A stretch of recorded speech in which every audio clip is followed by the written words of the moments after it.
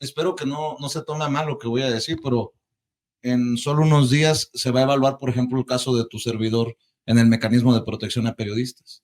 Ojalá que funcione mejor el mecanismo, y con esto no pretendo que se tome alguna consideración especial en mi caso, pero en casos ya directos de amenaza como los de Marta Olivia y los compañeros de un 2x3 Tamaulipas, es de vital, de vida o muerte que funcione precisamente el mecanismo. Y mira dónde hemos terminado o dónde vamos en esta conversación, pero sí me, me preocupa y debe de ocuparnos estos casos porque si están tan alejados del centro del país, no, le toca a aquellos que simpatizamos o que respaldamos su trabajo, hablar de estos casos, a ver si puede llegar mañana, por cierto, Marta Olivia, a nuestros estudios para que nos cuente la travesía. Hay que visibilizarlos. El problema es que antes, y eso pasa, y digo antes porque sigue siendo ahora, cabeza de vaca no es pasado, es presente. Sí, y poderoso. Y poderoso. Antes lo que pasaba es que la mayoría de los periodistas del interior del país eran invisibles. Todos los que trabajaban narco, crimen organizado, corrupción, eran blanco de ataques de los funcionarios de gobierno, municipales, estatales, hay que ver cuántos. Tengo por ahí un seguimiento desde 1920 de periodistas que mandaba asesinar. Y los que no eran tan invisibles, que tenían un renombre, pues tampoco se salvaron. El caso de Manuel Buendía, no, y en Sinaloa se me va Javier Valdés. Sí, claro.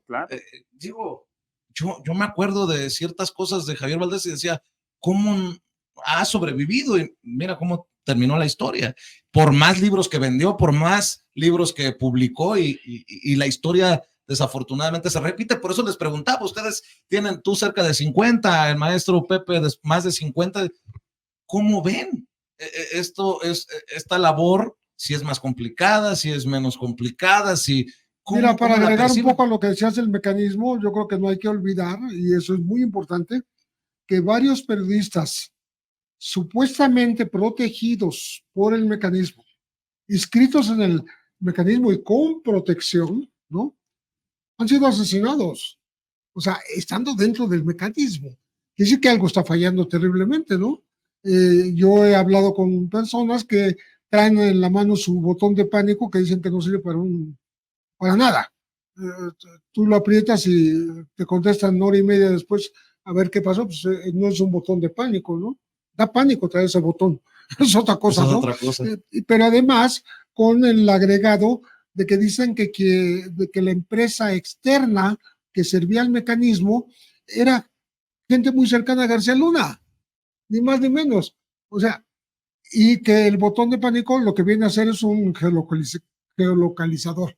Saben dónde estás porque traes tu botón de pánico. Entonces, todo ese tipo de cosas no se han revisado y el mecanismo ahí sigue su marcha a tropiezos y realmente ni tampoco ha cumplido con los desplazados.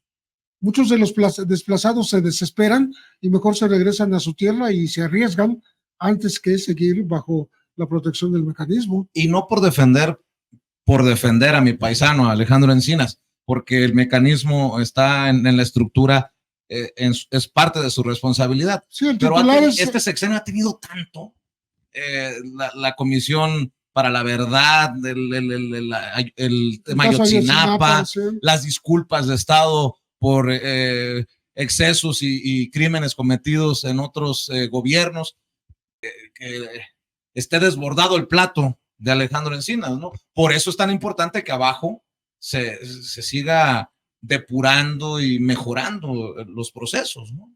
Pues mira, la cuestión es que es esa. Hay tantos problemas en este país históricamente que atenderlo todos es complicadísimo. De pronto nosotros vemos la gran violencia. Sí, pero hay otra violencia también y que se tiene que atender. ¿Cómo la vas a atender? La de arriba, que es luce mucho.